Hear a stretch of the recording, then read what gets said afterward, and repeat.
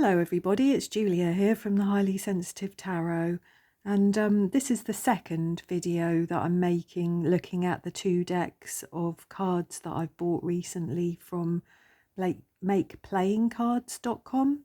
This is the second deck, and this is beautiful. This is a beautiful deck. It came in just a very plain little white tuck box. I did have the option of upgrading to a better box or a tin, but I chose not to because I think I'm going to find something of my own. Like I've seen a really nice little tin actually that matches quite closely the backs of these cards. Aren't they beautiful? Look at them. Absolutely beautiful backs of these cards. Now these are called the Art Occultist deck, I believe. It's by a lady called Eliza. I'm sorry if I've mispronounced your name. She has a channel on YouTube called the Art Occultist Tarot, and I will link her channel and the video of these cards in the description box. Excuse me, if you look at her channel and you go to her About Me page, there is a link to her website where you can look at the other decks of cards that she's made and book a reading with her and all sorts of things. I think she's even got some free PDFs and things you can download as templates to make your own deck. So it's all quite handy. So yeah, I purchased these alongside the Mouseboat Tarot from makeplayingcards.com, and I think to post to the UK it was about the same whether I bought one deck or two, so that was how I've ended up with two decks. This was slightly more expensive. It was about double the price, or if not a bit more, than the Mouseboat Tarot, but it is a beautiful deck, and it's a full-size tarot card deck. As you can see here, this lady has made other decks. We've got the Cute Ghost deck, the Invertet Ghost Tarot, Self-Exploration Oracle, Diverse Tarot de Marseille, and the Diverse R.W. Smith Tarot, and many more. So the copyright of this deck is 2023 by the Art Occultist. As I said, I do like a nice back, and these are beautiful. They're quite nice cards. They shuffle beautifully, actually. They really do. They're very slidey, and they shuffle gorgeously. So I think the premise of this deck, or the inspiration behind this deck, is a sort of romantic one, really. It says on playingcards.com that this deck was created by the grace and inspiration of Aphrodite, following RWS theme and system. And to me, really, it just seems to be a deck of very beautiful and very wistful pre-Raphaelite ladies and very serious men. So and I just love pre-Raphaelite art, I must admit. I absolutely love it. Over the years I've had several pre-Raphaelite paintings and artworks. At the moment I've only got one, which I'll show you when it comes up. I think I've given a couple to my son. But, you know, over the years as I've moved, I've sort of had to declutter and change things up. And I love so much different artwork that I don't have room on my walls for everything that I love. So, but I particularly love that romantic, colourful vibe of pre-Raphaelites. I think in this deck we've got two magicians. I'm not really sure why. As you can see here, they're both magician. They're both females, it appears to me. So it's not like one is male and one is female. And they both look kind of more witchy and sorceressy, don't they? The mixing of potions and spells and sort of whipping up energies, but they are beautiful nonetheless. Let's put this up just a tad. There we go. Then we've got the Priestess, which is, I like to see a High Priestess quite dark. Actually, I don't ever want to see a young, beautiful High Priestess. So I appreciate this. I often think the High Priestess is someone who's travelled to places, you know, other worlds that many of us haven't, and so that requires some age, I think, and some wisdom. And we've got this beautiful, beautiful pre-Raphaelite Empress there. Always the red hair we get, don't we, with the pre-Raphaelites.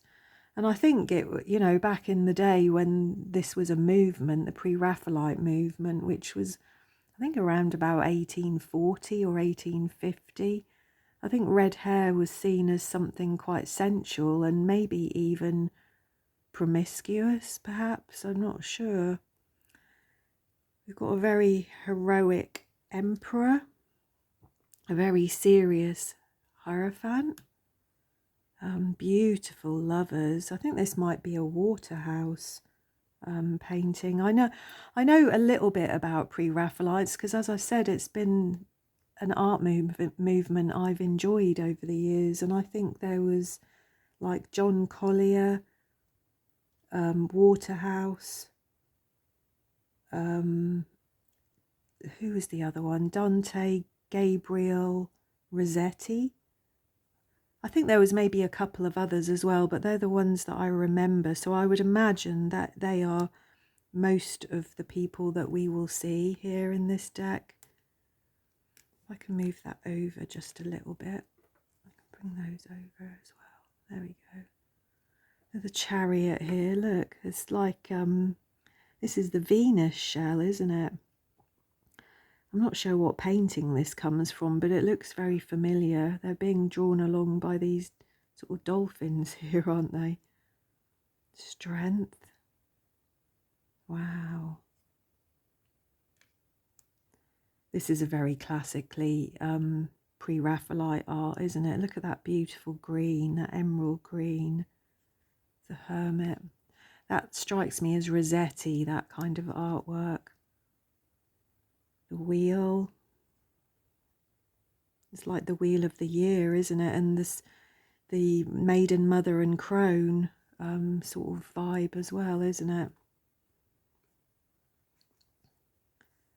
And we've got Justice. The Hanged Man. That, do you know, that reminds me of what was it? Visconti Sforza tarot deck that I did have, but I didn't get on with, and I sold. I rehomed. I think that is the Hanged Man from that deck, isn't it? Maybe. The Death card here. That could be Lady Shalott, couldn't it? I'm sure there was something about that painting, wasn't there, that the woman in the water nearly died, or she did die from being submerged in the water so long while she was being painted. Beautiful Temperance. This is Lilith, isn't it? The devil. And I think that might be John Collier, if I remember rightly. And that's a real red-headed pre-Raphaelite, isn't it? With a lovely pale skin. The Tower. The Star. This is beautiful. I can't remember the painting that this comes from, but look at that. It's so delicate and so beautiful. The Moon and the Sun, they kind of go together, don't they? I'm not sure what painting that's from either. Judgment, like some kind of dark angel there. And the World, this is Venus, isn't it, I think, or Aphrodite. I remember, I think this may come from the same painting as like the one with all the little cupids and the Chariot. the Ace of Wands, the violinist, creating something, the Two of Wands, the Three of Wands as travelling. Interesting. I think that might be the only card without a person in it.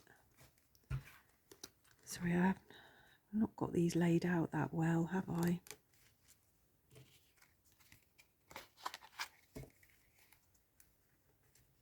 Put them there. There we go. So the Four of Wands. Beautiful. Five of Wands.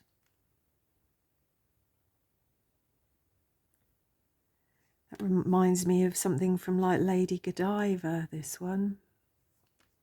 Might be. Not sure what's going on there in the Seven of Wands. That's beautiful, isn't it? The Eight of Wands. That is truly beautiful. The Nine of Wands. Like Hercules with the Ten of Wands. Oh, look at the Page of Wands. Yet another very red-headed lady who is not looking very happy, to be honest, is she? The Knight of Wands. Look at this beautiful woman. I know there was a certain group of females that this group of painters would paint a lot. You see the familiar faces across the decks. The King of Wands.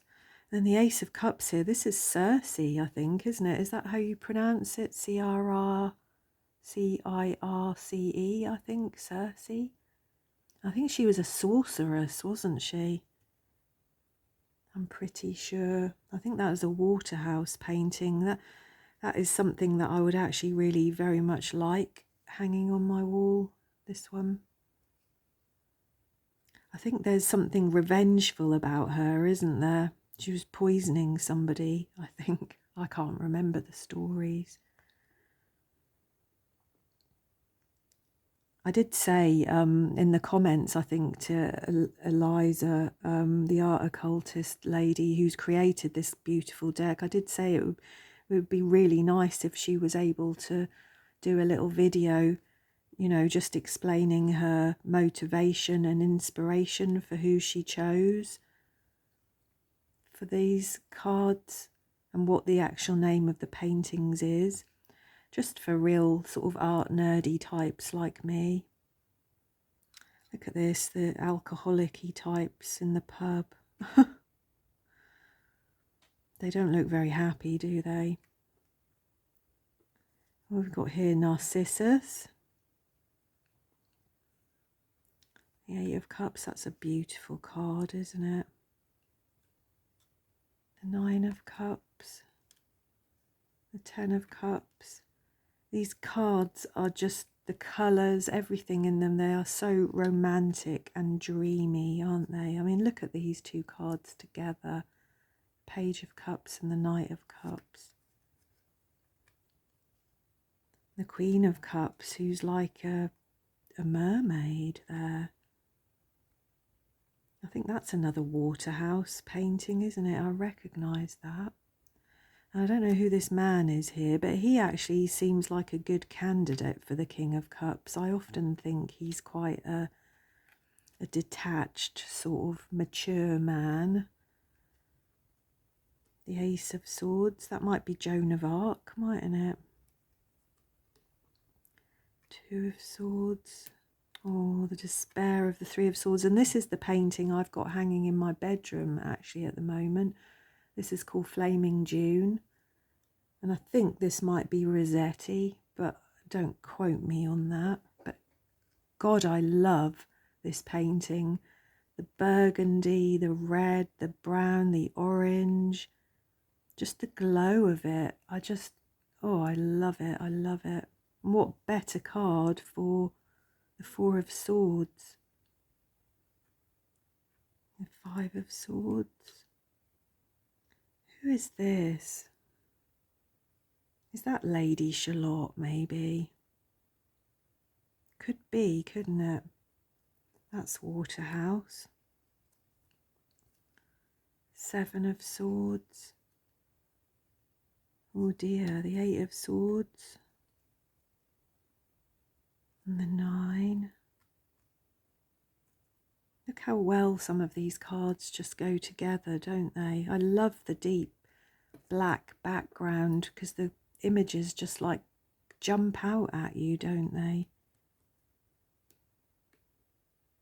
Not that these are very nice images, really, are they? I don't know whether this person,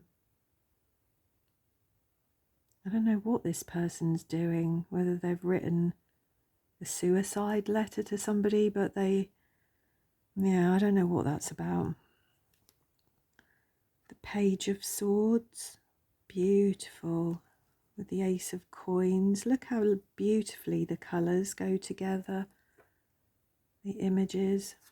This is a lovely deck. I am really very, very pleased with it.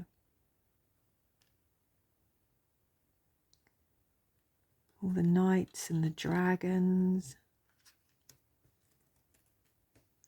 I'm sorry, I'm not doing a very good job of showing you these, am I? They're really slidey cards and they're like seriously just sliding about. The 3 of Coins. 4 of Coins. I recognise this image also. Oh, that's a very sad card, isn't it? That's like extreme poverty. Looks like a mother and a child, doesn't it? It's trying to rest outside a church or something. Very sad. 6 of Coins. Beautiful 7 of Coins. It's quite a stark difference, isn't there, between the rich and the poor in these cards. You can see it. You can see what I mean as well. All of the women are just very sensual, very beautiful, very wistful, very dreamy, and all of the men are kind of occupied and serious.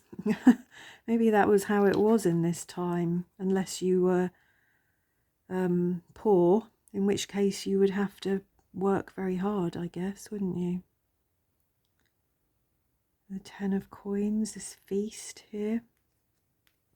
Beautiful little Page of Coins. The Knight of Coins. This is a truly beautiful card, isn't it? Look at that. The Queen. And the King of Pentacles, of Coins. Beautiful, dreamy Queen. Has time to smell the roses and look gorgeous. And the King there being scholarly and working. I guess in those days women didn't have too many uses, did they? Really? Not like today. So there we go. What a beautiful, beautiful deck that is. I really, really am looking forward to using this deck. It reminds me quite a lot of the Pensive Path tarot deck that I've got by Reese Marin. It's got that same sort of feel, you know, same sort of energy. Lots of beautiful old artworks, really. So, just beautiful, isn't it? So I hope that you enjoyed having a look through this lovely deck. I shall link the Art Occultist Tarot in the description box. If you've got this deck and you enjoy it, do let me know. I'd love to hear from you. Say hello in the comments and I'll see you all again soon. Thank you.